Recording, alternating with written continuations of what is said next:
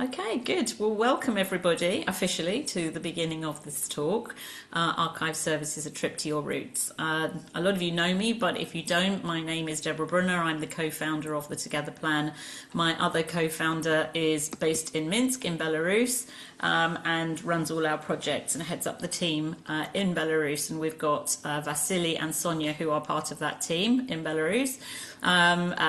Sonia will be looking after the door, so she'll be letting people in and keeping an eye on that. I'm going to just introduce our speakers. I'm also going to tell you that currently we have we have a very important project on the go, which is, if any of you have connections to Nesfish, we have a campaign to raise money to install two memorials there. One at the site of that was the Jewish cemetery. It's currently it's now a park, and it doesn't have any signage there to say it was the Jewish cemetery. So we're hoping to install a memorial there to say that it was the Jewish cemetery, and a very unique memorial into the town, which will be it's unique because it will be in the shape of a chai, the letter chai, on a book, which is the Book of Life, and it will be a memorial to the contribution that the Jews gave to the town of Nesfish. It's very unusual. So that can be found on our website, and I'll be sending that information about that out tomorrow when we send the recording, or tomorrow hopefully. And also last summer we opened a very historic memorial at the site of the Brest Jewish Cemetery in the south of Belarus, and a documentary is now available to watch. It was made by JLTV in America, Jewish Life Television, and it's now been made available publicly. So we'll also send that link out as well for anybody who's interested and would like to watch that documentary. And that was the culmination of a 12-year campaign of which we are extremely proud. So without further ado, I'm going to introduce our wonderful speakers. So I'm going to introduce Carl and Vasily. Carl Kaplan, he lives in Winchester, Massachusetts, and he is an amateur genealogist and a member of the Jewish Genealogical Society of Greater Boston. Carl has been researching his family history for the last 6 years. I think I've got that right. I may have that slightly wrong, but Carl can correct me. Starting with a hand-typed family tree from his uncle to a tree of over 2,500 relatives, finding dozens of new cousins all over the world, along with tracing his family back almost 3 centuries. During his research, Carl has employed various research tools. He's going to be telling you about that. And most of all, Carl has learned some amazing stories from his family. Carl is a volunteer for the Together Plan. He is our senior caseworker, and he leads up or heads up our other caseworkers, along with my esteemed colleague Gillian Gruder, who's not with us this evening. Then we've got Vasily. So Vasily has spent a number of years working at an international banking group, managing financial projects. He once understood that money and businesses that are so valued in our modern life really don't matter. At the same time, he took part in a couple of local Red Cross fundraising projects for children's hospices, and as a result, he concluded that the only real value in this world is people, the people around you and all over the globe. As our Archive Services project manager in Belarus, Vasily implements his skills now in the Archive Services of the Together Plan, helping people such as you to find their roots and identify their ancestors. So without further ado, I am going to now be silent and hand over to Carl. And thank you very much.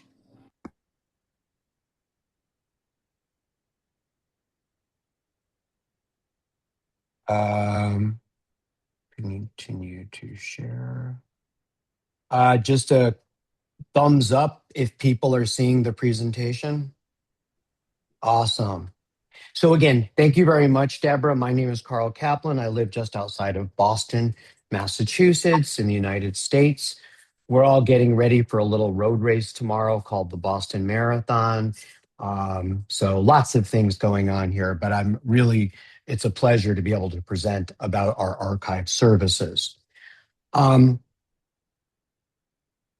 One quick note, For people who are already doing some research, who maybe have heard, there have been some closures over the last year or so at the Minsk archives, and great news that within the past few weeks, most of it's been open. Since Vasily is in Minsk, I'm going to let him go through more detail, but it's very helpful to point this out. So I like to start with what is possible. And throughout the presentation, I'll use a lot of my own family as an example. Um, we have lots of other people's families we can show. It's just easier with mine because I've given myself permission to show everything about my family, so I don't have to worry about my own privacy when I'm presenting. Um, but it's what we call an ancestral pathway. So it's not live people that you're accustomed to seeing on a family tree. Um, but you can see what the Together plan was able to do for my Kaplan family, which came through my grandfather in Minsk. And we'll look at this again, but I just wanted to give you an idea of what is possible. Here we go. And we have a little problem with moving. There we go. It's more than just this ancestral pathway for me. We uncovered tidbits that many people find rather surprising. And we recently had um, some interesting things show up. And it was in one of the documents that Vasily might talk about, and it's a list of householders. Because again, we don't just rely on vital records, there are many, many other records. And I couldn't help but notice that in this list of householders, like a lot of them, they list the livestock that the people owned. And there was something that surprised me. It was a pig. You don't think of Jews owning pigs. And I reached out to a friend of mine who is a noted professor of Judaic history and studies at Brandeis. And I asked, Professor, why would the Jews own pigs? And he told me that was very common, because pigs eat spoiled food, they can produce other things. But it was just this, what I call three-dimensional aspect of our ancestors, not just the names, but that these people owned a pig. Again, I was very surprised and shocked by it. This isn't my family. But you just learn all these amazing things by doing a search into the archives. So, to give a brief summary of what we do at Archive Services, is we offer, and you'll see some Britishy words, as I like to say, custom or bespoke professional archive searches. Um, we have a team in Belarus that works directly in the archives. This is very important. As many of you know, Belarus has kind of avoided for a long time going online. And in fact, there's no effort, to my knowledge, to bring all the records in the Belarus archives online. I don't see it happening, not now or not in the near future. And so, unlike when I searched my mother's family that came more from Galicia, and I can go online and find all these great records, that's just not true with Belarus. In fact, estimates are, and this is kind of a liberal estimate, between 6 and 10% of the records in the archives are available online. So there's just a whole lot there that you can't access online. So, some important points to remember about the Together plan. First and foremost, we are nonprofit. We do have fees because we got to pay for the archivists, but we are nonprofit. Our primary mission is to assist the Jewish community of Belarus. And in fact, I don't have a slide on this, but we just finished distributing matzah all over Belarus to the Jewish community. There's many other aspects of our human aid that we do. We bring all kinds of humanitarian aid into Belarus for the community.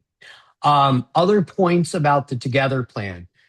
We have over 100 clients. We've been running this as a formal service for about 4 years. I was among the first. It's continued to be refined. The headquarters for the Together plan is in London, in the UK, as Deborah mentioned, she being one of the founders.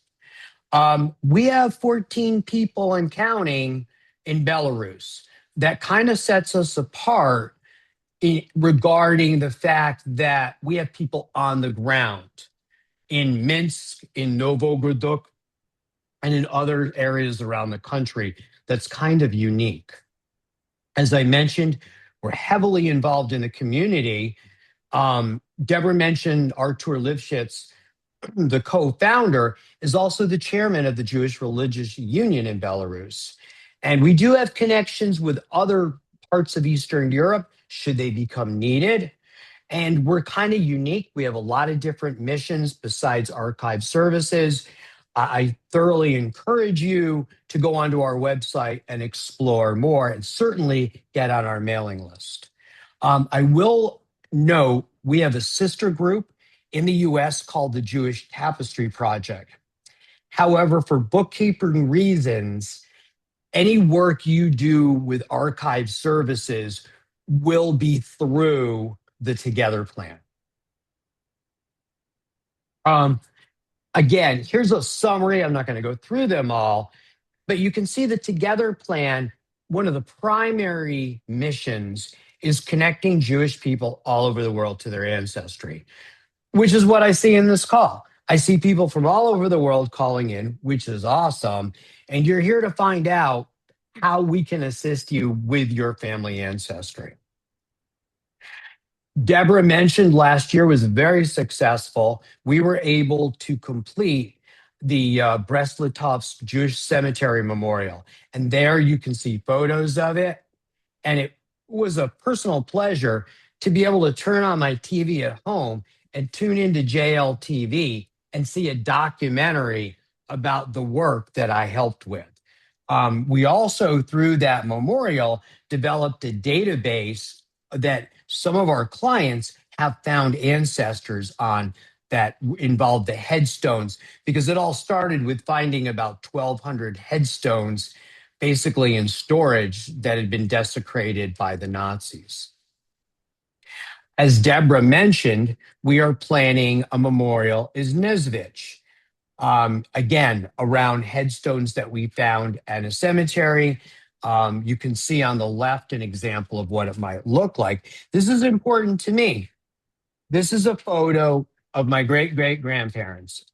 And the woman on the left, referred to in my family as the old woman on the left, my second great-grandmother, Hinda Lifshik-Kanovsky, was from Nesvich. We never knew she was from Nesvich until we did a search with the Together plan. And then our latest endeavor, Deborah mentioned at the beginning of May, we are going to do a midnight hike up Mount Snowdon, which is the tallest peak in Wales, as a fundraiser for the Together plan. It's especially important for me. I'm going over to Wales to do this. And I have to show you, I've always wondered when I could work this in. This is a cousin of mine that I found through genealogy, who used to be a Himalayan mountain guide and now is a National Geographic explorer. However, that is not what we will be looking like when we climb. This is a better photo of people of the Together plan who will be climbing Snowdon. We also have many other projects, and I'll just briefly mention some of them. We have a Jewish cultural heritage route to talk about Jewish Belarus, and we have virtual street tours of Minsk along with other cities in Belarus. We've even put together family recipes. If you have any Minsk family recipes that have been handed down, we would love to have them. So now the archive searches, which is why I'm guessing most of you are here. So, first thing to know is the roles of the people that are involved.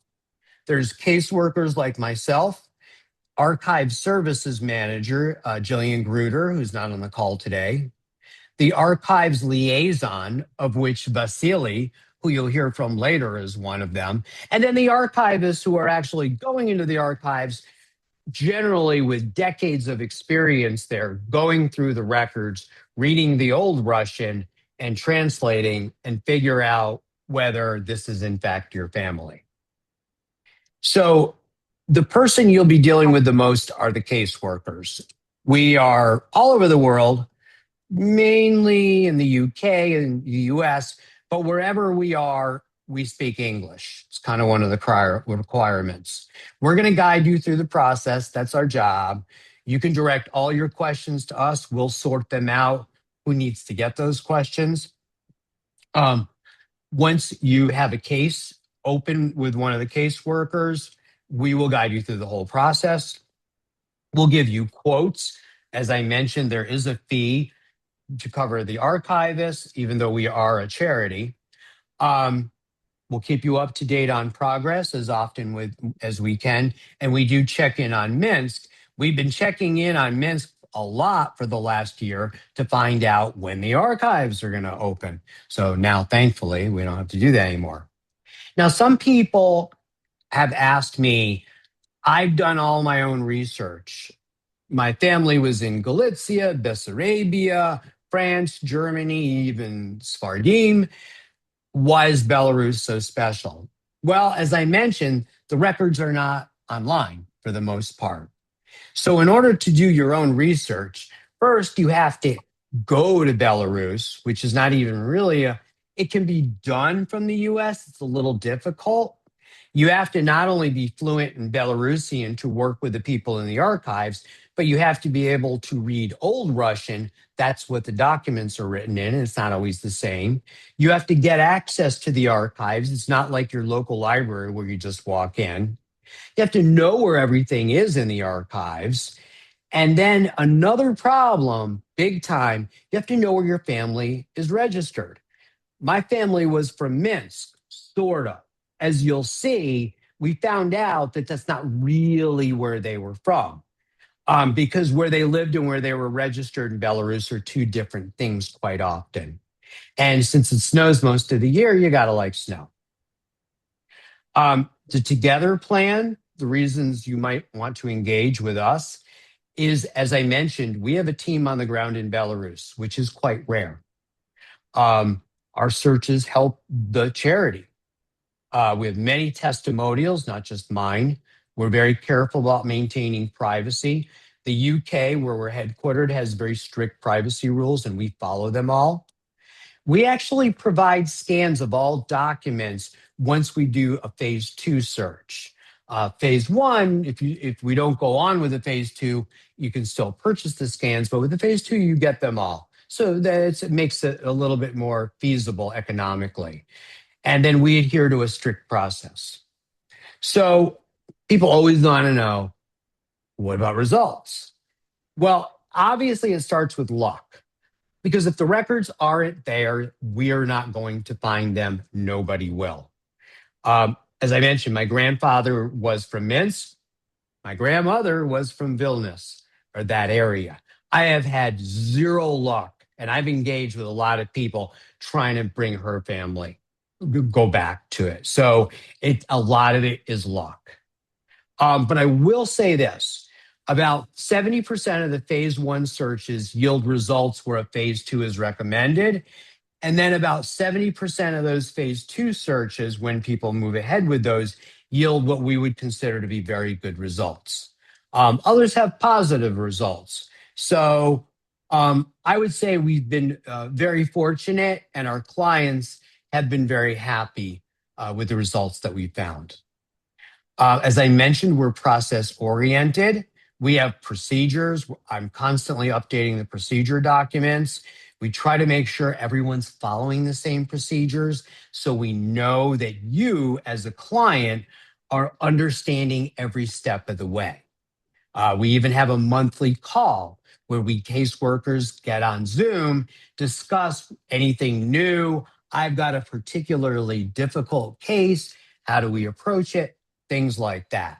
We obviously get updates far more frequent than once a month, but it's good to all get together, even if it's virtual, once a month. Um, we do easy payments. You pay online. Many people say, well, how do I pay? You're doing it online with your credit card. It'll get converted into British pounds. So that alleviates a lot of problems I've heard with sometimes having to pay internationally. It all starts with this form. I cannot emphasize enough. If you want to do your archive search, you've got to fill in the form. It's basic information. Vasily will go into it in more detail. We recently updated the form so that you can put in different lines and tell us what you know about them being connected, because the more information that you can provide, the better the search. You can then put in additional documents that you may have. Most of our clients do. What I want to emphasize the most is filling out and submitting the form is free. You go on the waiting list, free. Once you get off the waiting list and you have a caseworker assigned, eventually you will get a quote. That's when you pay. So it costs nothing to get on the waiting list, and it puts you on the list. So I can't emphasize enough that if you have any inkling or desire to go through with this, the best thing you can do is to immediately fill out the form. You can also, if you want to fill it out bare bones and then add as you get closer to being assigned a caseworker, you can do that too. The more information is always helpful. I also want to emphasize the difference between genealogy and archives. We go into the archives. We don't do genealogy. We don't figure out who your second cousin in Philadelphia is. So the easiest way to separate that, if you live in the United States, think about the work that you might be doing is really the work on this side of the ocean, whereas the archivists are working in the archives in Belarus. As I mentioned before, we do go beyond Belarus, not as a habit, but if it turns out, because borders are always changing, maybe we need to lean on somebody, in Kovno, we usually have some connections. So now you want to hear, what have we done? Well, again, I'll emphasize this is my family because it's just a lot easier for me to talk about my family without having any privacy concerns. And there you see another picture of the old couple, my second great grandparents. This is what I knew about my family tree from that typewritten family. You can see it's in yellow, circled in yellow and red. This is what came out of it.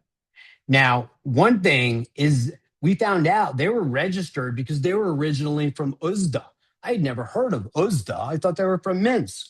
So it's really interesting to find these things out. And it's because of the expertise of the archivists, they're the ones that can figure out where they were registered.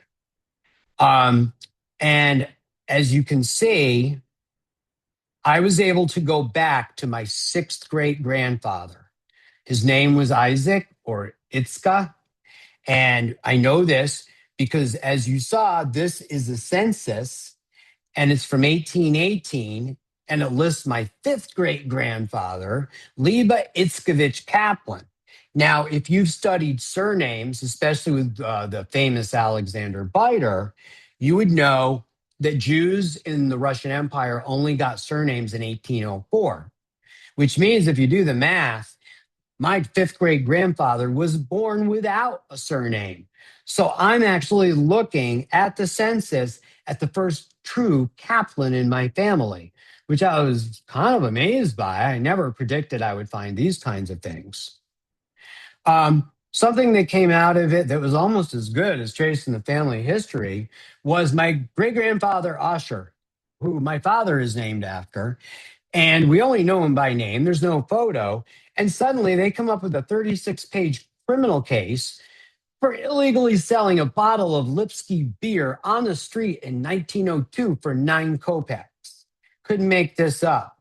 In his own um, testimony in the court, which went on for 2 years, he even says his name is Asher Hirshev Kaplan. He lives on Second Hospitality Lane in the house of Yankel the stove maker, on a Fiddler on the Roof line.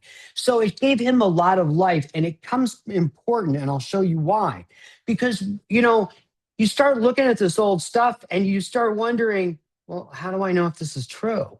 It's not like these people had driver's licenses, but I had long ago found the manifest in Ellis Island for my grandfather, Hotskill Kaplan. And there he has Asher Kaplan, and there's the address. So the address at Ellis Island is what the Together Plan found. Not only that, but they also found a document from 1922 that lists a lot. It lists Asher Kaplan. Remember the old woman? I hate to say it that way, but she's my grandmother, great great great grandmother. There's Hinda. She's 80 years old. I figured out how old she was. All these snippets are not only coming from the Together Plan, but they're being confirmed. Now, another interesting thing, this great grandfather, Asher Kaplan, here's my great grandmother. I figured out her name was Hayafega Margolin. Knowing her last name, because marriage records really aren't that common, I was able to ask the Together Plan, I want to pay for another search. And what were they able to do? They got a whole search from her. And then I had a thought. Well, what about all these people? Because here's Hayafega, and she goes back into the 1700s. I wonder if any of these people came over to the US. My guess is yes. So I picked one. And sure enough, I call this going backwards from the US, then going sideways to find a sibling or a cousin, and then coming back to the US. And what did we find? We found a Margolin, Berkoff. And sure enough, I found a Borka Margolin, whose person in the old country was his brother-in-law, Asher Kaplan. Again, all these connections, it's great. I found out he was on the detained list, but I got an address in Newark, New Jersey. I found out he was, one of them was a shoe dealer, and I was able to work it down, and I found all these new cousins. And it turned out one of these new cousins grew up in the town next to me. And I was able to find out that she would have never been found on 23andMe because she was 424th. So I would have never searched that. But I was able to find her as a third cousin one time removed, wrong side, I might add, from 23andMe because of the Together Plan. Another thing, somebody had a house, an address that they knew of. We found the actual blueprints of the house and the current photo of the house. So all this stuff comes up, much of it unexpected. Here's another person writing in that they found numerous documents that shed light on a time and place that used to be a gray area for them. I can't emphasize that enough. Lee Dworkin, who heads up JGS Great Britain, was so impressed, he wrote a 3-part article about us. Stanley Goldberg talks about that he also could go back to his family, the 1700s. I don't know about you, but I was raised being told there's no records left anymore. Don't even bother looking. Well, what I have found shocked me.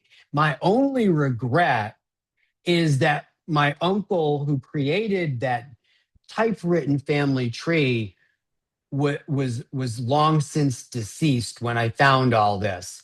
He would have been absolutely amazed by it. So I hope that these results will show you of what is possible. Now I want to hand it over to Vasily, and you let him introduce more members of the team and give you a very in-depth look at what the process is should you decide to submit, which again is free, your family request to the Together plan. So I'll let you take it away, Vasily. Thanks, Carl. Thanks for this introduction and sharing with us of story both being archive services, former client and currently my teammate on the other side. Hello, everyone. Again, many thanks for joining the talk because your interest is a great support for our project, which itself is a great support for the Together Plan organization, which, as you know, is non-profit or charitable and runs charitable projects here in Belarus, and funds that we gain via archive services are used to support and run projects here in Belarus. Here on the slide, you can see our fabulous team. In blue on the upper layer, it's Gillian, Mike, Carl, Laura, Scott, Debbie, Kate, and Olivia, who are caseworkers team and deal with clients directly. Below, you can see in blue Tamara, Olga, and Stepan, who are working on Belarus side. We call them liaisons as well as me, who like working as bridges between case workers and archivists who do searches for your request in archives. And on the left, it's core of our Minsk team. Me, Vasily, Artur Lifshitz, our co-founder of the Together Plan, and Sonia. By the way, on this picture, we are standing next to the Jewish Heritage Center that was opened almost 2.5 years ago, and the building was renovated, and the Jewish Heritage Center was opened with the support of the Together Plan. So, as I said, I'm like bridge between case workers and archivists, so I don't do searches myself, but because of my deep involvement into the project, I became very I became very common with all the process that work inside archives and archive sphere in Belarus. And now I'll try to navigate you through the sphere to share some insight, to share what we do, how we do, and what can you get as outcome of the work with the Together Plan. So now let's move on. First of all, let's go through the life circle of all cases we have. First of all, it starts with submitting a web form on our official website, as Carl showed you before. After you'll submit a web form with information you have, you'll be put for some time on the waiting list. Currently, it takes about 2 or 3 months. Sometimes it could be a little bit more or less, depending on our capacity and how fully our research team is loaded. While you'll be on the waiting list, right after you submit a web form, me and researchers, we will briefly take a look at your request if it goes under our responsibility. I mean, if a search should be done in Belarusian or because we have great connections in Lithuanian archives. Then we can assist with your search, with your request, and we will put you on the waiting list. Otherwise, if a search should be done, for example, in Poland or in Ukraine, depending on the settlement, we will advise you who you should contact instead, because the search is beyond our responsibility. I just want to underline that being in conversation with the Together Plan, being on a waiting list, submitting web forms, etc., is free and doesn't require any charges. So we only charge for the work that archivists do manually in archive when they go to physically to buildings and check documents in archive libraries. So the search itself, as you can see here below, we split it into two phases. Phase 1, which we call initial scoping, and phase 2, full search. There is a strict idea, strict aim why we implemented this two-phase system and split it in two parts, but I'll explain it a little bit later. Move on. So let's briefly go through the life circle again and then move on. First of all, you submit a web form, then you'll be put for some time on a waiting list. When we have enough capacity and archive is not so loaded, we will assign you to one of our case workers like Carl Kaplan, who will be your point of contact till the very end. After some set of back and forth questions, discussions, communications, you'll be advised by our research team if there are documents in Belarusian archives that are relevant for your targets. I mean, that covering period of time and area where your ancestors lived. If such documents exist, you'll be provided with a quote and advised to go ahead with phase one, initial scoping. Otherwise, if there are no documents that are relevant for your search, for your targets, you'll be advised that unfortunately there is no way to go ahead, neither with the Gaza plan or any other organization. And unfortunately, we would recommend you refrain to invest money in this unsuccessful project. So after phase one, if it is successful, we usually offer a phase two, but I'll explain it later. Move on. So it is a very web form you submit on the website. It starts with providing us with your personal information and contact data. Next. Yep. So it is the latest version of our updated web form where you provide us with information, core or vital information on the people you're looking for. As you can see, the first row, it says family line number one. Within the web form, you submit your family lines one by one. I mean, like by the surnames, like Rabinovich, Kaplan, Zaitsev family line, etc.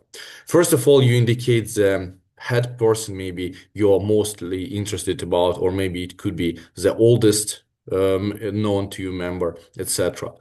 And you provide a person's name, surname, approximate years of living. It's not mandatory to give us exact dates of birth and death, etc., because it is rarely known well. Usually, just at least decades would be welcomed, so that we can narrow the search and understand better where exactly to look for. Also, we ask for date of immigration because we should know since what time we should not look for a person in Russian documents because this person was already away. And it was a place of residence where this family used to live. And then you list your ancestors that were related to this first person with the same information. And at the end, you'll indicate a relation of this persons listed to the main, as I can say, character. Next one. So there is a special field where you can put some notes, maybe some family lore about education, occupation, where maybe family moved from one settlement to another, etc. So you know your family lore and you know what exactly should be shared with us. There is also an option to attach documents. We really welcome if you share with us some maybe soft copies, some scans, pictures that maybe you inherited from your ancestors. Maybe some documents when they traveled from the Russian Empire. Maybe you have found something online using famous sources, maybe like Jewish Gen, etc. Maybe you hired any other researcher or organization priorly. So you're welcome to share with us what you already have, as well as sharing with us family trees. Next one. So, and once again, submitting web forms, regardless of the amount of request, amount of information provided, is free, and being on the waiting list, being in conversation with the Together plan is free. Next. So, as I have just said, there is an option to attach documents, and we ask our clients to provide us with family trees. I know in modern world we do not do it manually. We don't draw it with a pencil with our hands. We use some online services, digital services like ancestry.com. But unfortunately, because of like the world climate, many of these really useful tools and online services are not available from Belarus domain, like ancestry.com. So that's why we ask our clients, instead of sharing links with us to the services, to share family trees with us as attachments. Next one. So before we go to the search itself, there is one very important or even core thing I'd like to share with you, and you should always consider doing any searches with documents of the Russian Empire times, because in those times, according to the legislation, according to the law, all Jewish people lived in a special part of the empire that was named Pale of Settlement. Within this Pale of Settlement, within this part of empire, all Jewish people, male and female, were recorded and assigned to a specific Jewish community within a specific settlement. So simply say, if in modern words, if a person was assigned to London Jewish community, but used to live in Manchester, you have to check London documents, not Manchester ones.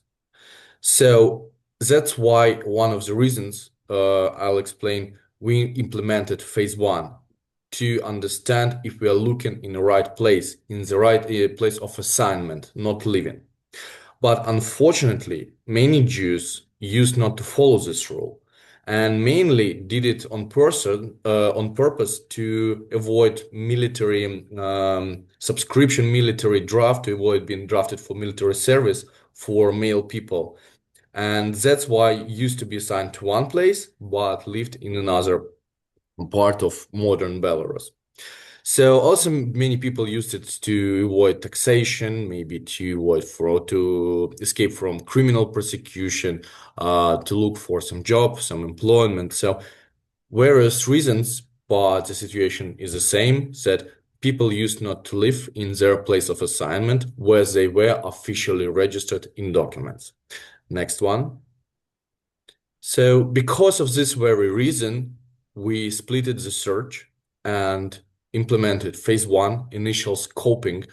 Within this step, we check a set, like 6, 7 books, most valuable documents like vital records, birth, death, marriage, divorce certificates, census lists, family lists, etc., to find out if we are looking in the right place, in the right documents, that your ancestors indeed lived in this very area and were registered there. After completing this step, we will also understand, we will examine the archive library to understand how many and what kind of documents are available for a further full search that will be relevant for your very request. That will cover the very area and period of time when and where your ancestors lived. After completing phase one, depending on the results, we'll be able to say whether a full search is feasible and the feasibility of success. So if it makes sense to go ahead or not, and how many documents could be checked. Usually this step of phase one takes from 2 to 3 months. Sometimes it could be much less, but sometimes could be a little bit more, especially within the last year when we faced a closed Minsk archive for almost 8 months. Regarding the phase two, it's all around very time and labor consuming project when our archivists go to archives and check almost all available documents that are relevant, as I previously said a couple of times, that are covering area and period of time when and where your ancestors lived. It takes usually from 6 to 8 months, sometimes could be even more, but it's not dependent on us. I'll explain it to you these times frames as well a little bit later. After sorry. After completing this step, you'll be provided with a report of all identified records with the translation into English, as well as we will be provided with soft copies for every single identified records that we extracted and provided in the report. Um, just underline that within phase one, we go to archives as well and check this all the original documents as well.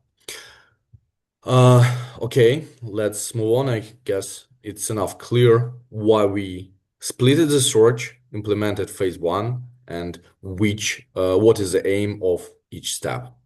As I just mentioned, their time frames seems very long, 2-3 months for phase one and 6-7 months for the phase two, but it not us doing it so long. It's because of the local rules, how often people can go to archive library and how many documents they can get per one visit.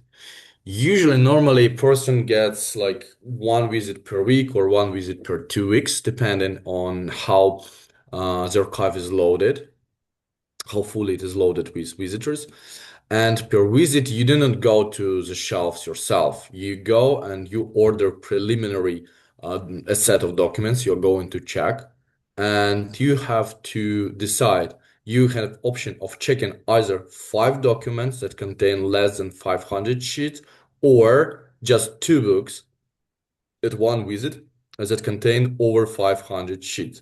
So, for example, if you have to check a set of 10 censuses, 10 books, each contains over 500 sheets. So you need 5 visits, which will give you need like 8 or 10 weeks to get these visits for an archivist. So that's why sometimes to complete a phase two check 30 plus books, we need more than half a year.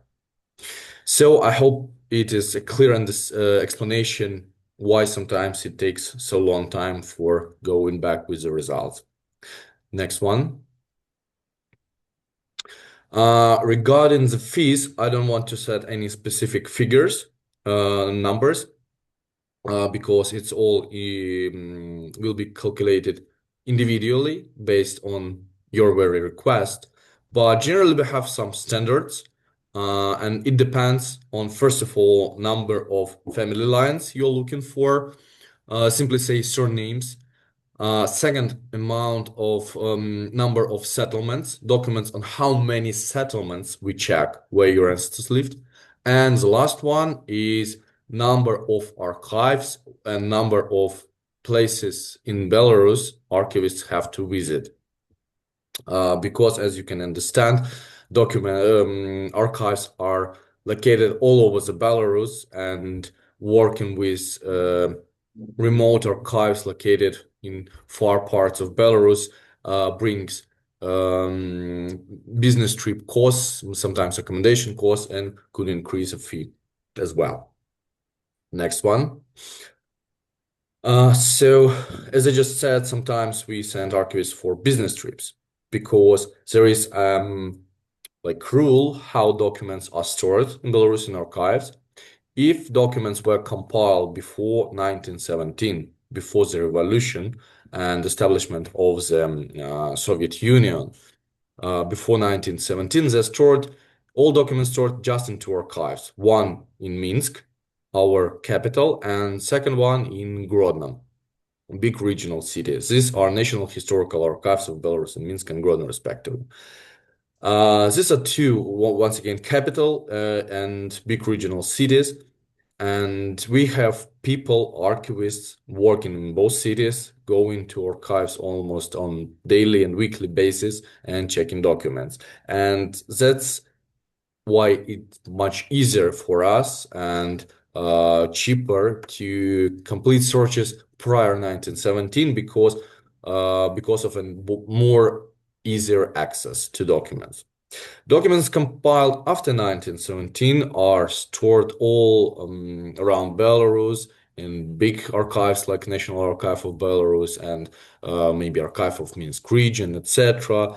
And as well in small archives in small cities all around Belarus. So you can understand why sometimes it also increases time frames for our searches. Next one.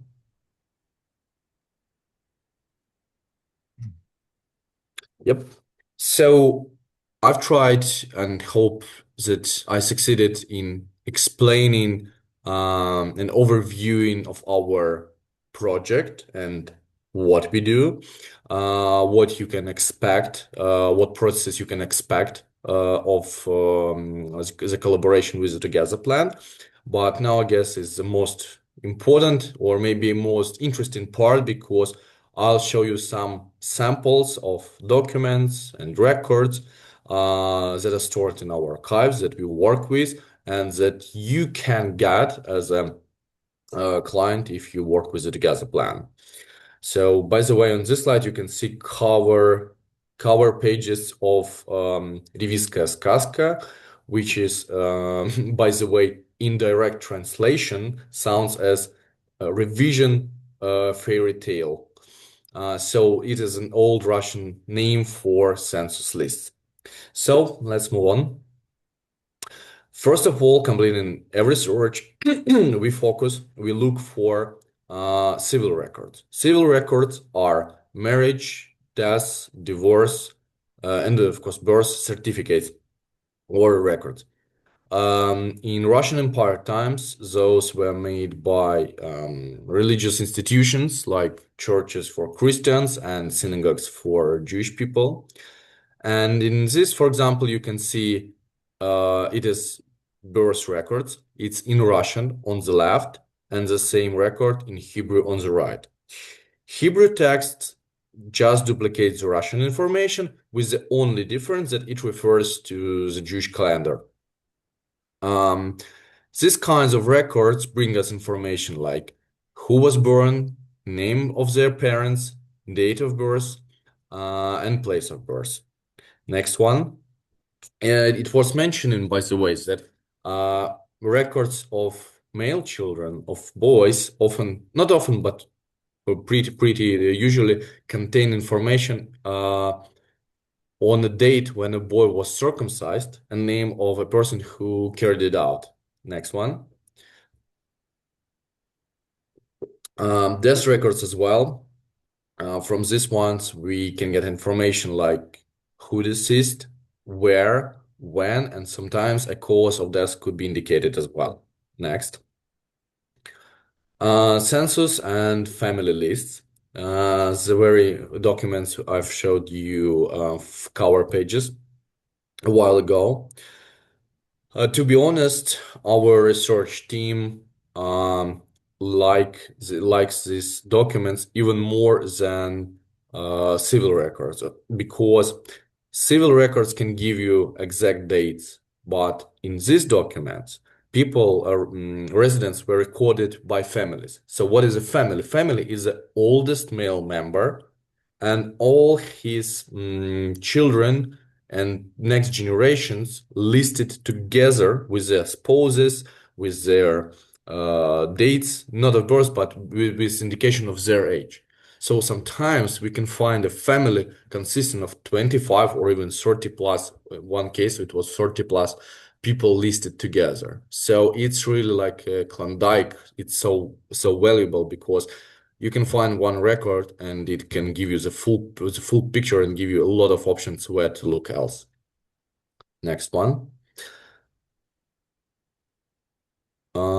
So we also look for in this slide you can see how many and how often censuses were compiled in the Russian Empire. Interesting that before 1804, it was not mandatory for Jewish people in the Russian Empire to have a surname, and that's why 99% of them had no surname. And in censuses prior 1804, looking for Jewish people, we have to operate using given names only, and patronyms. Patronym is a father's name, which is person's identification as well as name and surname today. But today in Belarus, Russia, Ukraine, we as well using patronyms as part of person's identification. Next one. Name and alphabetical list. In this ones, residents were recorded by names or names, and unfortunately, often these lists contain only male members. Next.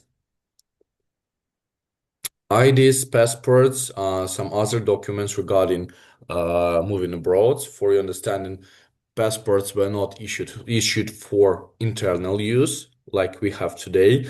These were issued for going abroad. Like on this page, you can see passport of Polish time because in the interwar period between second and first world wars, big part of Western Belarus belonged to Poland, and that's why document of the first half of 20th centuries on Western Belarus is in Polish, and they used to be Polish citizens. Next one. My favorite part, because these are police department, criminal cases, court documents, court meetings, summons, etc. Really interesting part because we really learned a lot checking these documents, how people used to live, what people used to commit. Sometimes really a family could be indeed illegal doing various stuff. So here you can see the cover page of a criminal case, criminal charges against Osher Kaplan, Karl's ancestor, who used to deliver beer and decided to sell beer without a license for it and was charged for it. Really interesting case, and Carl was so excited that we even translated the whole entry for him. And as I know, he was very excited with this as well. And to be honest, everyone here as well, it's like a detective story. So next one. Personal profiles, and applications for visas for going abroad, also very commonly used in Polish times. These were used to show if you have no debts to the treasury, you committed no crime, so, and many other features. Next. Military documents like draft lists, medical examination, many others. Draft lists are so valuable because um, officials tried to used to record every male member, every male resident, in order to draft them for military service in the future, and that's why they started to put young boys even or in young age to this list, like at the age of 1 2 months or even 2 3 weeks. In these very documents, not only information on the person who should be drafted for military service was recorded, but as well on the entire family, like father and brothers, if they were drafted as well. Also, in this list, we can find a person's detailed appearance, like height, weight, chest volume, foot size, eye color, hair color, nose and chin shapes, if there may be some scars, acne, any face features, etc. So using this information, using AI tools, I guess people can create photo robots of pictures of their ancestors. Next one. List of real estate owners, list of landlords, list of householders. So no, we can not only find where yours lived, maybe their address, but as well information on the building they used to live in, like from what material it was built. Maybe if there was a stove inside or not. Maybe there was some barn with a pig or a cattle. Maybe there was vegetable or fruit garden outside, etc. Maybe they run a shop in this very building for commercial purposes and many others. Next one. So not only information on buildings they owned for living, but as well where they used to work, their occupation, business and occupation information, business and craft licenses, permissions, taxation documents. So maybe some blueprints or schemes of buildings we found. Soap factory building blueprint in colors, by the way, with detailed location of mechanisms, buildings, etc. So we can find information. What was the annual revenue? How many people were employed? How many? How big was the taxation? So many, some maybe business licenses, etc.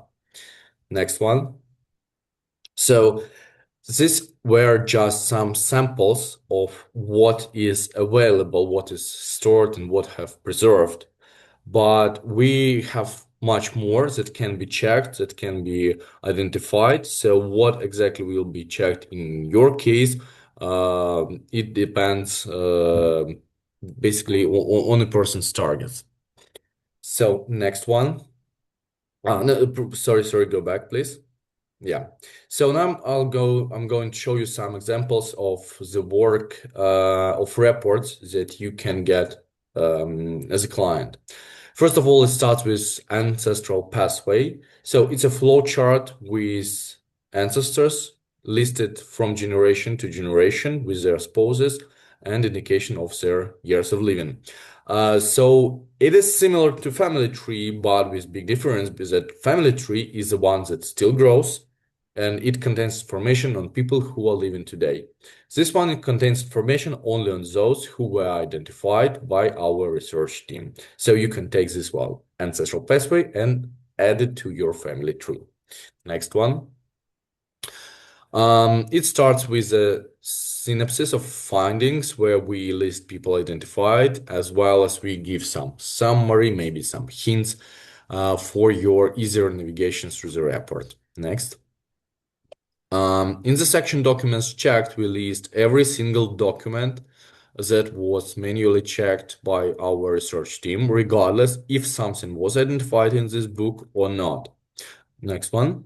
So, yep, here. So we give a document's name, its location, like fund number, case number, etc., name, date of issue, and as well amount of sheets it contains. So it will give you clear understanding what a thorough and really labor-consuming job was done to go from page to page, because phase two reports usually contain like 20, 30, 40 thousands of checked pages. Next one. And as well, having this list, if somewhere in the future you'll decide to go ahead with the next search, regardless if it will be with Regaza Plan or any other genealogy or archive organization, there will be no need to check this list of documents again, because all relevant information was already extracted from them. As I mentioned before, you'll be provided with soft copies for every single record we refer to in our reports. It is not only an interesting and sometimes beautiful picture, but it's also proves that our records are correct and our reports are not fabricated. I do understand that it's unlikely that you speak Russian, but if you ask any person who speaks Russian, they will prove that it's okay, and record and scan are matching each other. Next one. So here is example of how reports look like. Generally, it consists of the original record in Russian that is translated into English. Usually when having these records, they are in Russian, but generally it's old Russian, old-fashioned Russian that is that differs much from modern ones that we speak today in Belarus and Russia. So when translating it into English, we adopted for modern English, so for easier understanding, but we like to maintain it old-fashioned style, and that's why we use a lot of specific terms, words that are even not used today in Russian, but we give it to you to preserve this atmosphere, and as well we give a special section of like a glossary, vocabulary, where you can find explanation of these words and terms. Next. Another example of a report, please. Next. So since we are going to the end, it is often question we sometimes get prior going ahead with either phase one or phase two. People ask if a search will be successful. So I should be honest, and there is no guarantees that a search will be successful. It's like not a restaurant where you can go order a dish and wait for 15 minutes and you know what exactly you will get back from a waiter.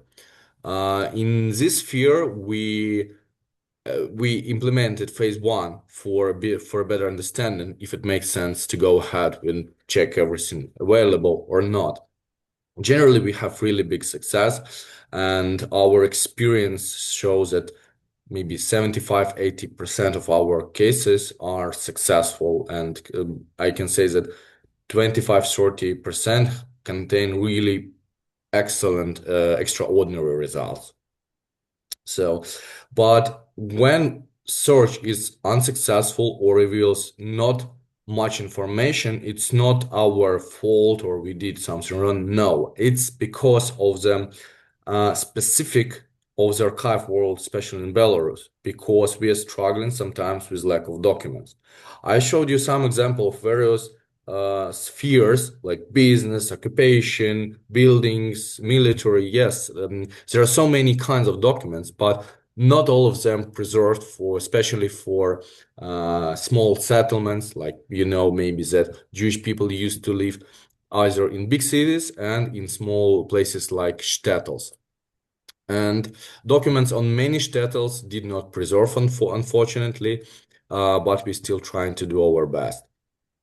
Because Belarus went through really dark and tough times of two consecutive world wars, communist regime, and many documents were lost. Many documents that are still preserved and available for being checking are not appropriate because they're damaged.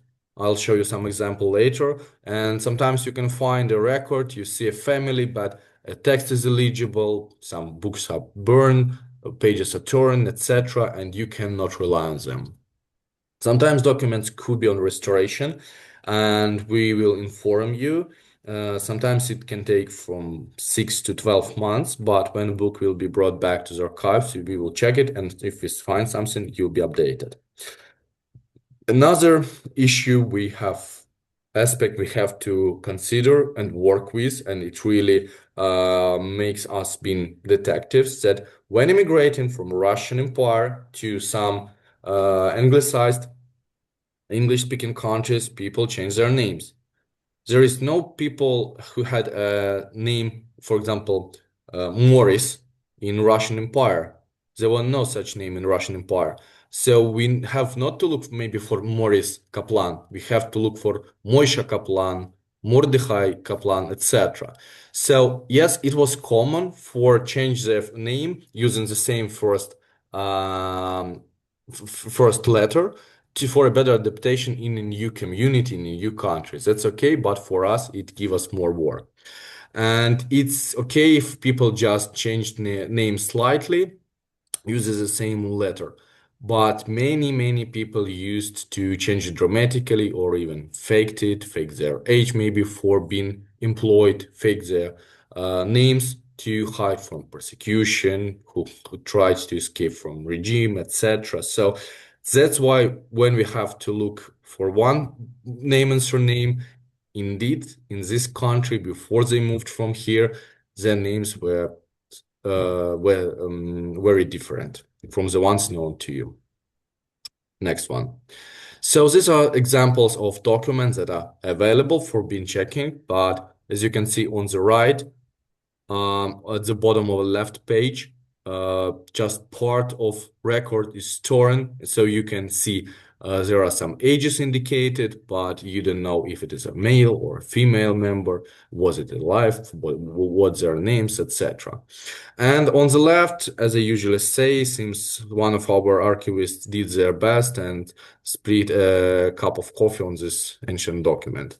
But I'm just kidding. It's also damaged document as well. Next one. So before we ending, I'd like to not to warn, to advise you if you're going to hire any organization or person doing archives in Belarus. Please make sure they have enough capacity, they have enough access to local archives, because as I said you before, we have some rules, how often people can go to archives, how many documents they can check, and generally visit to archive. It's not like you're going to the archive strictly and saying, I need this and these books. No, you have to apply, you have to apply for get a permission, you have to be appointed for a visit to come on a specific date, check a specific set of documents, etc. So it was implemented, as I remember, in 2023, and we started to face some very big time limits and delays in our work, and to solve it, we extended our team of researchers by signing a contract with like exclusive contracts. They're doing searches for us on a daily basis with the local genealogy organization of former archive workers. So it's just for your understanding, like advice to make sure that people who are going to do a search for you have enough capacity and access to archives. Please, next one. So, and yeah, as Carl mentioned before, finally, archive in Minsk, National Historical Archive of Belarus in Minsk, that holds, maybe I can say, 80% of documents issued prior 1917 is finally reopened. There are like 5 storages. One of them is still closed due to renovations, but we're expecting it to be reopened very soon. So many thanks for your attention. Many thanks for all my teammates who are today here and who are not here, but taking part in this project and helping the Together plan to run its project here in Belarus. I guess it's time for Q&A. Please feel free to unmute yourself to ask anything you want to know more about the services itself, or maybe if you have any specific questions, maybe about your answers. So put it in chat if you want as well. So you're welcome. We have Seth with a raised hand. Seth, if you'd like to unmute. Yes, hi, thank you. So I have an ancestor who I'm going to submit an inquiry about, and I wonder if the name, as you were mentioning, his name was different in Belarus, and I found the only shipping manifest I could find that was like very coincidentally, it was like the same time and coming from the same town, but it was like an entirely different name. Is it possible, like sometimes they changed all of their name, or maybe I just found the wrong person in the manifest? No, you're absolutely right. Many people used to change it dramatically, like changing both name, surname, faking age. It was not like 100%, but people used to do so. So you're right. I guess just submit that in case, like I'm not sure if that's the right person, but like I should, when I submit the inquiry, I guess I should mention, hey, Yeah, it definitely. might be So this other otherwise name. we cannot understand. Yeah. Yeah. Okay, thank you. Yeah, you're welcome. We have Susan G, if you'd like to unmute. Thank you. So I have pictures of my great great grandparents' gravestones that I believe are in I believe they might be in Derechen. I can't Dirichim. tell, but one of the pictures is my great grandfather's sister. She's standing next to each grave, so there's two pictures. And one of the pictures, it looks very similar to a picture I found online of that cemetery when it was restored. And my great great grandfather died in about 1918. And she died, I forget when. I have the picture here. And I have my family tree. So that name, their surname is on the gravestone. So I assume I would use that one, and there might be a record of like a death record, possibly. Okay, Um, so May. mm, okay, I'll answer. As I said, yes, we look for civil records, first of all. I mean, death and birth records, but unfortunately, these very records preserved really badly, especially for small places. But regarding bigger communities, it's preserved much better. But generally, for Belarus territory, our caseworkers who are years with us know already that unfortunately it is more luck, like more exceptions than a rule if we find um, death or birth records. okay. But But you might find other records about them because it's yes, yes, yes. before she died in 1913. The dates are on the gravestone. Mm-hmm, mm-hmm, mm-hmm, And is there a way to determine if they are actually in that cemetery? The cemetery was restored, and mm-hmm, I don't know if their graves were restored or not. I tried contacting someone about that a few years mm-hmm, ago and didn't get a response. mm-hmm. But so I would think that would be the name to look for. Of course, the names got changed in this country. And when I send a family tree, say from my grandfather back, um, my grandfather supposedly was born in Slonim. Mm-hmm. So that's a bigger town. Would those kinds of records be more likely to be available? We have to check. We have like some our own databases, what kind of documents available or not. But anyway, after you submit in a web form, before saying advising you to, for example, going ahead with phase one, we will examine briefly like main documents if they're available. As I remember for Slonim, yes, I know there was a really huge Jewish communities. And by the way, we still have a synagogue here. As it is like not like abandoned and in very bad conditions, very old and one of the most oldest synagogues in Belarus. So I guess we need advice of our archivist research team, but generally you're absolutely right. So if there are no civil records like death and birth certificates, there are still many other books like census and family list, etc., that can give information on the people you're looking for. That would be wonderful. So when I submit the family tree, I have a lot of information that I put, and it's on my computers. It's not on a website online. Mm-hmm. Um, but I would assume you wouldn't need all the things like the censuses in this country. You would just need the No, no, no. information from there. Only Yeah. prior the immigration only that refer to the time when they used to be here, Right. basically. Okay. So I'll try and rearrange it so I can do that. Mm-hmm, mm-hmm. Thank you very much. You're welcome. See you, see you applications. We've got a hand up from David Sperling, and then we'll go to Adrienne, if that's okay. Thank you, Deborah. This is a question for Vasily or anyone else who can answer it. I've been researching my family for some 30 some odd years, and I now have 7,600 people on my tree.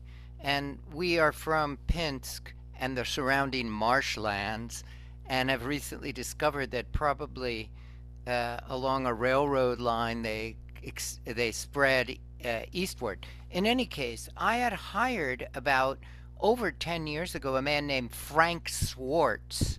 Does that ring a bell? Because this man who was very nice and followed a procedure very similar. By the way, fantastic presentation, Vasily and Carl and everyone, and your outfit looks fabulous. And I'm definitely, I've gone very far back to the mid 1700s, and everything that was digitized, we've tapped, but we're a group of researchers. We're from the Chertok family, if anybody, if that rings a bell, Chertok. And in any case, my main question is, because Frank disappeared, I hope he's still with us. Do any of you know Frank, whose wife was from Minsk, and they lived between Vilnius and Minsk, and he went into the archives and did similar work to what you all do, and he did quite a nice job.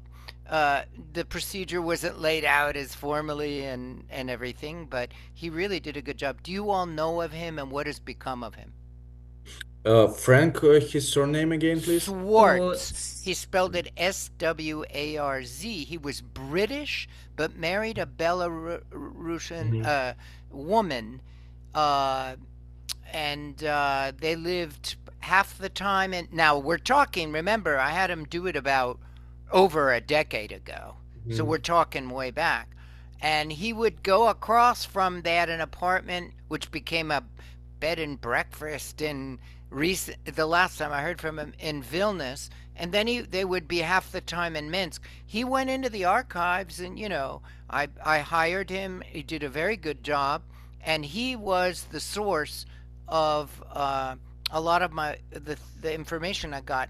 But recently, Jewish Gen released census, some of your review fairy tales, some censuses.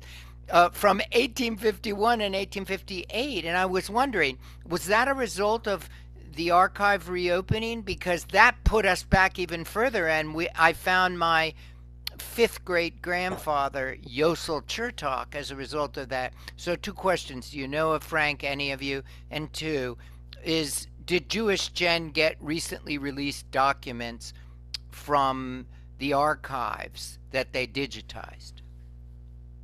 So first, answering first one. Unfortunately, I have never heard about Frank's word, Frank. So to be honest, if you need his point of contact, I can ask like in local community if people have heard about him. So just to interrupt, Vasily, I do know of Frank Ah, Schwartz. sorry. Yes, I mean, Frank Schwartz is not somebody we have involvement with. I do know of him. I've met him. It's quite a long time ago. And I actually wasn't aware that he was doing archive work. But I don't know if he is active anymore. I know that my co-founder Artur used to see him at various events, but we don't have any connection to him in the work that we do.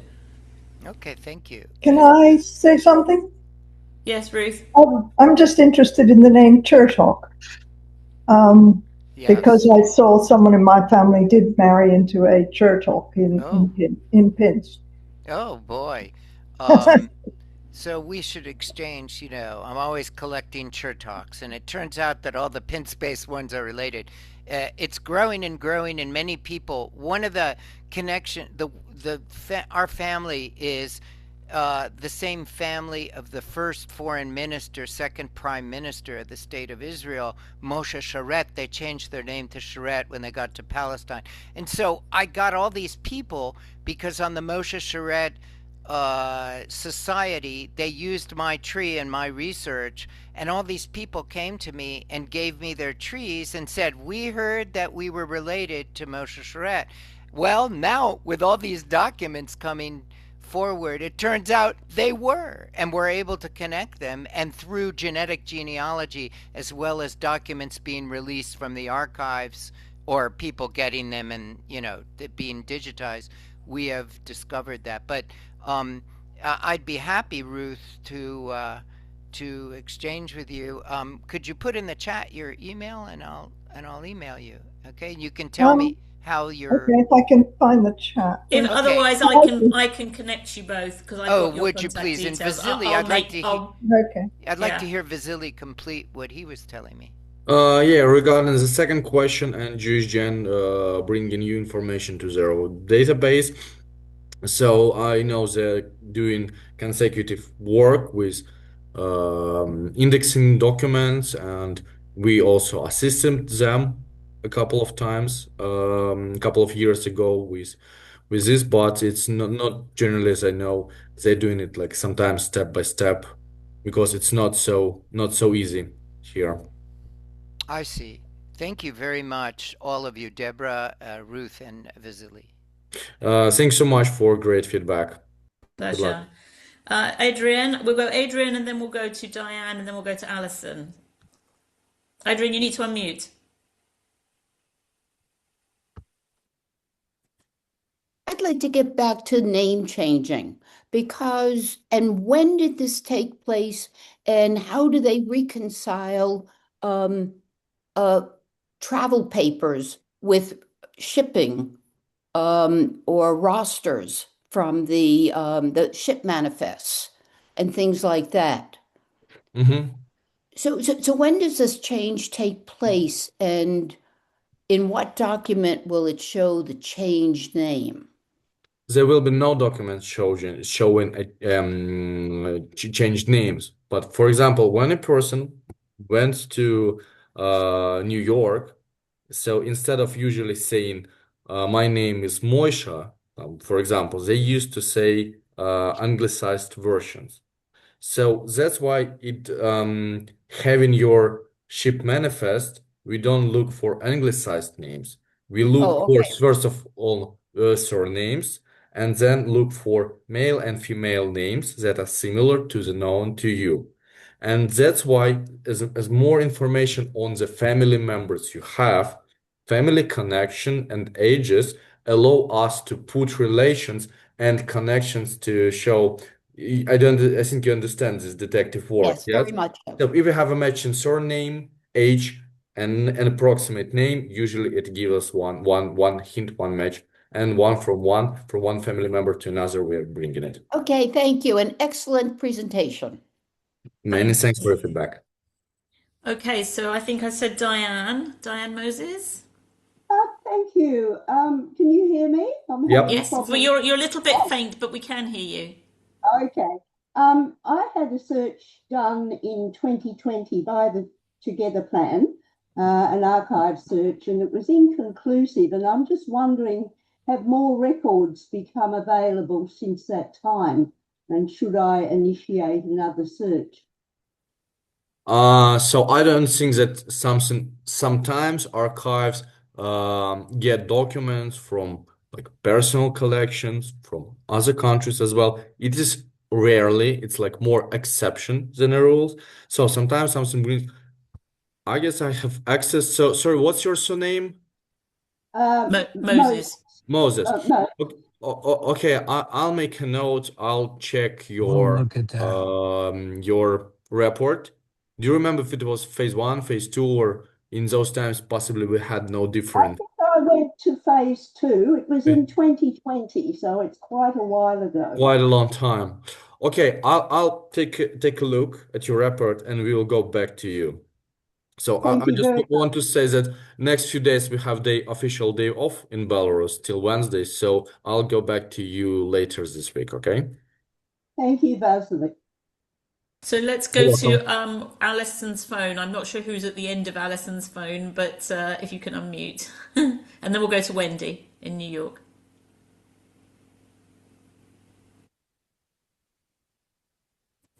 Hi.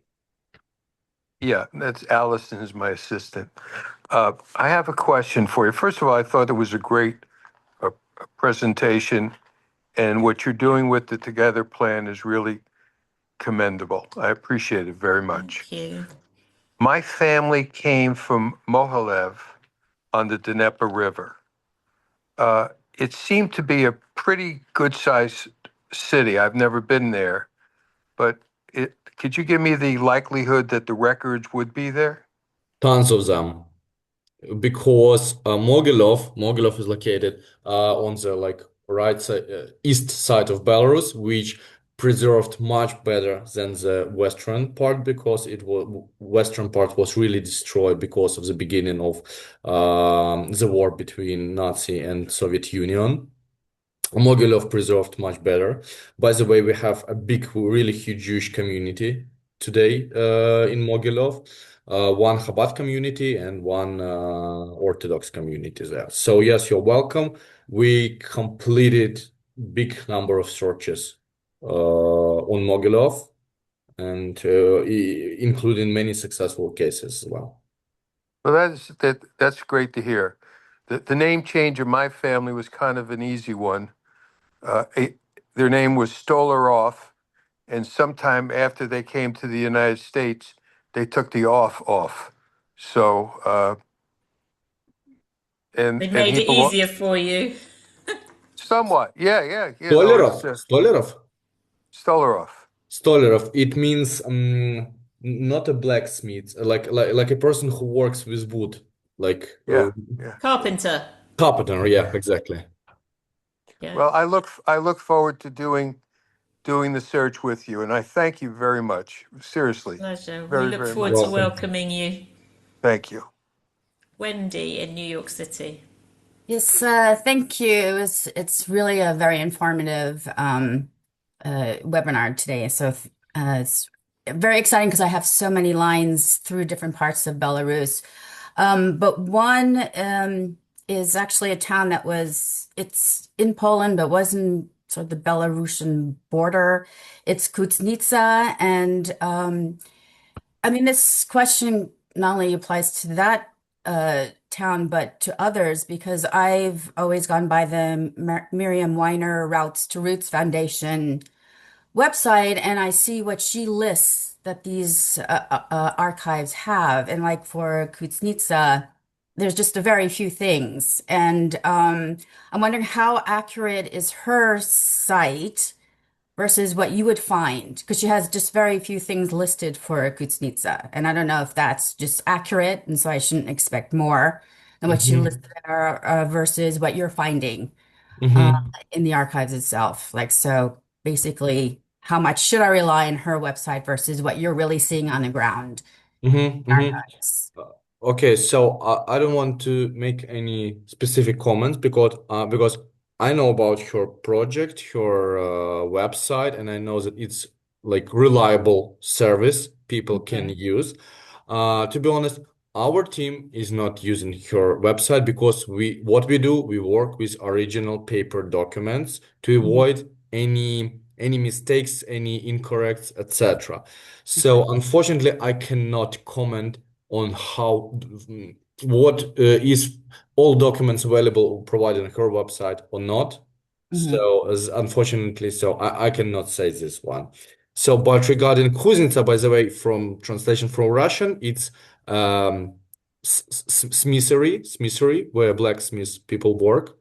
So yeah, and it's located today, as I understand, in Poland. And yes. Yeah, but and unlikely it used to be in the Russian Empire. So likely, oh no, Yeah. it used to be since 1795. It was in Grodno hmm gubernia. So documents on this very place should be in National Historical Archive of Belarus in Grodno.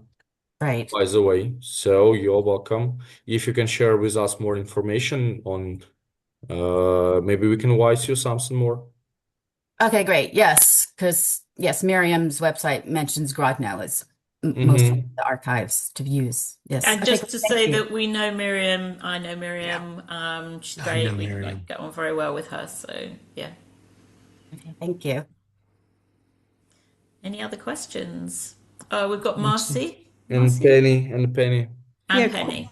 okay. Quickly, I just wanted to say, back then, before 1900s, Belarus wasn't referred to as Belarus, was it? So if they said they were from anywhere, they would be saying they're from the Russian Empire.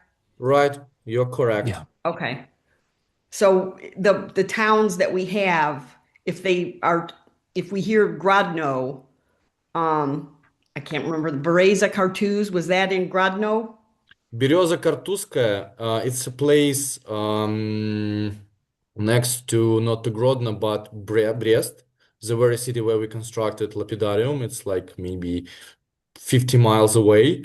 But in the Russian Empire, Береза Kartuskaya used to be in Grodno gubernia, like Grodno district.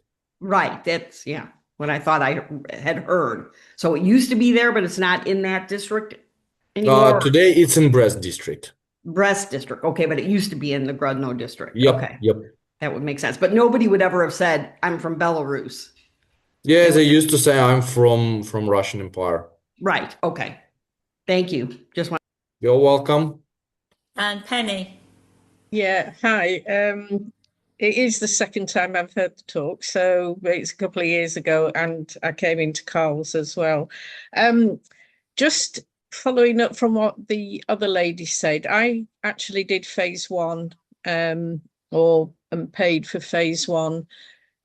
I think it was following that meeting, that one with Carl. So I think it was 2024. I think it was 2024. The report really didn't give me very much. And I think part of the problem is I was probably looking more on the genealogy than the archive, if that makes sense, on the basis that my ancestors who came to the UK, called Margling, I know about them. So I don't need any information about them other than back in before they came, I was looking for things like the head of Morris's passport and to see whether a marriage document was available for him with who he married. And obviously the birth certificates of who is my grandmother and her brother, my uncle. So I wasn't able to give huge amounts of information other than I knew their date of births. And I know from the census in the UK that Morris had put in the 21 census, for instance, that they were Russian. So that's how he described it. But also you have to say where you were born in Russia, and that was Losh. I'm looking it up. There's various words for Losh. There's Losha. Losha, yes, it should Yeah. be. So I was just looking at it while you were talking, and it says it's 55 kilometers from Minsk. But they actually, both children, as in my grandmother and great uncle, were born in Minsk. So I know at some point they actually probably went to Minsk and lived in Minsk. And from other research in the UK, I know that her mother ended up in an asylum for a short time. And I know that she had a child, and that child obviously died. And all of this is really more from the censuses in the UK that requires a certain amount of information to be put on it. I guess what I'm asking is, I'd still really like to know more about their background. And also if there were any other relatives that actually didn't come to the UK, nobody else came to the UK, that actually ended up going to America. So every time, like Carl, seeing the name Margolin, I kind of jump on it and think, is that possible that there's a connection? But to be honest, one of your colleagues on Jen, it's Jewish Jen, did find actually the name of the father. And so there was a connection through the father. So there was a certain bit of information. At the time, I actually sent a copy of that with my request. But I really didn't get. I did get a report, but it didn't have the detail for the people I needed. I knew they weren't the right people. But I just don't know how often you get more opportunity to do more up to date and more in depth. And it may be that this isn't the right route, because it may be more, as I say, archive or genealogy, where you have to keep digging and looking for stuff. And I'm asking you to look for things, but I can't give you enough information. So it's almost like asking you to do the ferreting, which I know you're doing, but I can't give you a lot of the information beforehand. I can only give you a few names, and I can give you some close date of births.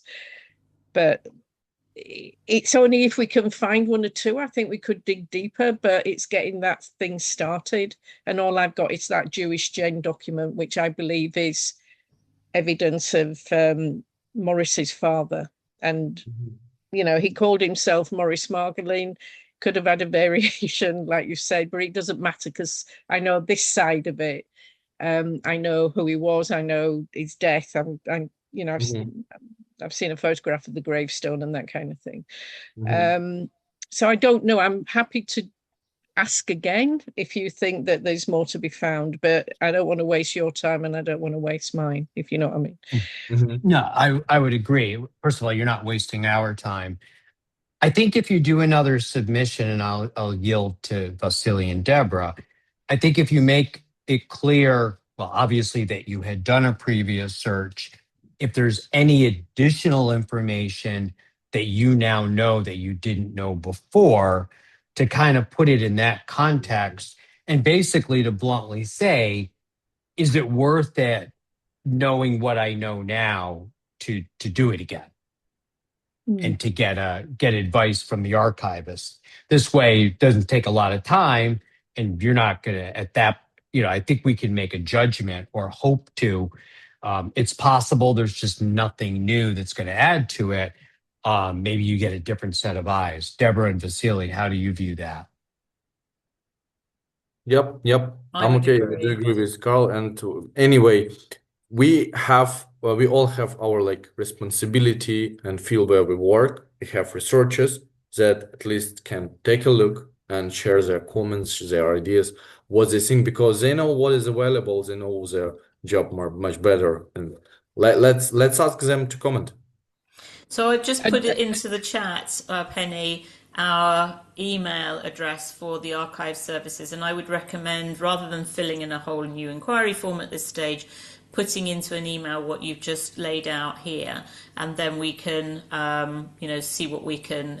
We'll look back at your case, your report, and then we'll be able to comment. And if Vasily says, yeah, look, I think it's worth doing a subsequent second phase one, then we'll be able to advise, and then we'll ask you to fill in an inquiry form.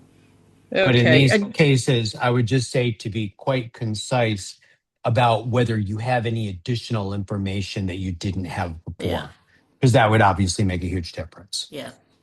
And just Vasily, Losh, is that an area where there could be documents or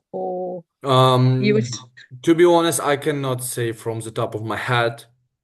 And we need archivist comments in this moment. So, which is why you need to submit that email to us. Yeah.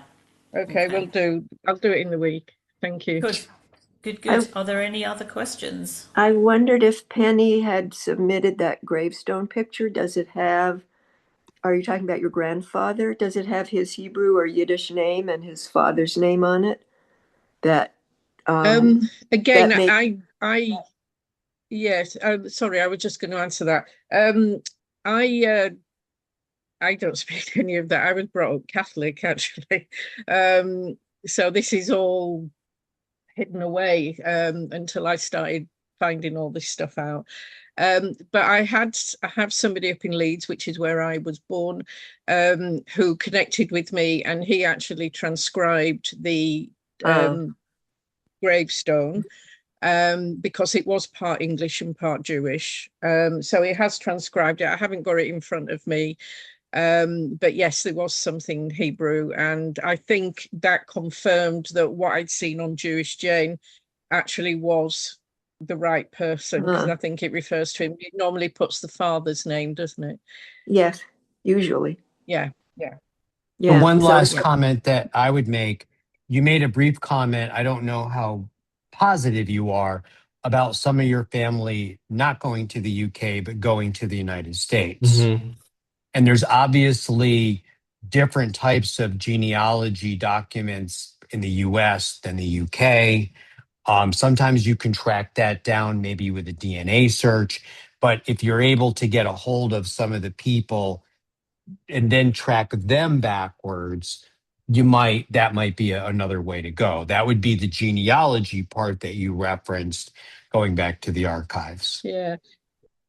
Again, Carl, the Eli, I always called her Auntie Betsy, but she's my grandmother. He ended up in Canada, and so I've been doing quite a lot of research tied, and also my great uncle, which is my dad's half brother, he lives in Canada. He went in 65. So I've got relatives out there, but they're all connected to the people that I know of originally, if you see what I mean. Oh, okay. Yep. It's the going further back that's the hardest thing, is what was going on in Minsk or Russia. And is there any relatives that I don't know about, and consequently maybe I had a brother or a sister, or I mean, it's unusual to be singular, isn't it? So, but I don't know anything about them, you see, that's the thing. And of course, then there's the mother's side, my Auntie Betsy's mother, my great grandmother. She's the one that ended up in the asylum, but she was also in the asylum in the UK and died in the asylum in the UK. And so it's from the data that I got, the medical data that I was able to get here in the UK, that actually identified some aspects of her life back in Minsk. So this is how you find things, isn't it? It's little bits of information that are tucked away with other things. So, and that's how I knew she'd had a... Oh, you've frozen, Penny. And obviously the child died. So yeah, I mean, it's all really interesting stuff, but it's frustrating when you can't find out the things you want. Put that email together, and we'll have a look at it for you, and we'll come back to you. Yeah. So I think we should probably draw this to a conclusion, because I think we could probably talk forever. But one thing I did want to say before I wrap up is to let you all know that I'm going to be traveling to Belarus next month. And I will be posting my journey on our social media channels. So if you keep an eye on Instagram and Facebook, you'll be able to come with me and see what that is like. So I will be flying to Vilnius and crossing the border into Belarus by bus. We've also got an American couple who are traveling out to Belarus. Just actually, we will cross over. They're also going out towards the end of May. They'll be there at the same time as me, just coincidentally. And we help them to plan their trip, get their visas. And they're going to be in the Grodno and the Oshmiani, or going to Oshmiani, and they're going to the Grodno region. So I thought you might be interested in that, those of you who are specifically in America, actually, because I know Americans are a bit concerned about traveling to Belarus, but it's all fine, and I'm sure you'll be interested to see how their journey goes. So we'll be reporting back on that. And one of the things that we are trying to hopefully reinvigorate is travel to Belarus. So which is one of the reasons, why we're going to be posting I'm going to be posting my journey in May, so that people can follow it and see what it's like as we go. And how do we find your Instagram account? Is that on the website? Just go to the Together Plan on Instagram, and you'll find us there. And if you can't find it, just email us through our contact at the Together Plan, or through the archives at thetogetherplan.com, and we'll be able to send you the link. So thank you. No problem at all. I may even be doing something about it in the upcoming newsletter at the end of this month, so that people, if those of you who subscribe to our newsletter, will be able to sort of get the sort of sneak peek of what's coming. And if you're not subscribing, then subscribe to our newsletter. You can get onto that on the website. So without further ado, I'm really grateful that you are here, that you've stayed with us to the end. Thank you to Carl in Boston, and to Vasily in Minsk, and also to Sonia, also in Minsk, who has been helping in the background. We hope that we can help you. We are always here for you. If you've got any questions, by all means, email us. And we look forward to continuing the journey with you. And the recording will be available also? It will be sending it out tomorrow. Thank you. Bye for now, everyone. Take care. Goodbye. Yeah, Пока-пока. thank you very much.